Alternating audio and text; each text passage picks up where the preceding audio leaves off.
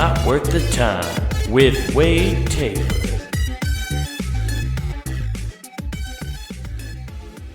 What's up, everybody? Welcome back to Not Worth the Time. It's been 2 weeks and shit's gone off the rails, guys. Yeah, we're in a whole new place now, you know? That's what we do. We move all the time. Everybody moves. So here we are. We're doing the damn thing, though. We're back on the regular scheduled programming. This is a little late, but I don't care. I mean, you guys don't care. Nobody even noticed, probably. You know? Unless you're a diehard. There's a couple diehards out there. I know. And they missed it. And I apologize to them because they are diehards. Man, it's weird that you call fans diehard fans. Is it just that the love for them just never dies, you know? It's funny just because the phrase die hard just by itself just means it's hard to kill, man. You know? It's like those 115-year-old dudes in senior living homes, you know? They're just kicking it forever. Just hanging out, smoking cigars, chasing tail inside the old folks' home. That's all we want to do. Everybody's trying to do that. Trying to reach that ripe old age where you go back into a studio apartment. You just go full circle. It's a hack premise, but you do. You go full circle back into your own little room amongst everybody else, and you play card games like you did when you were a kid. And then you chase poontang. It's a rampant problem within those communities. Everybody knows it.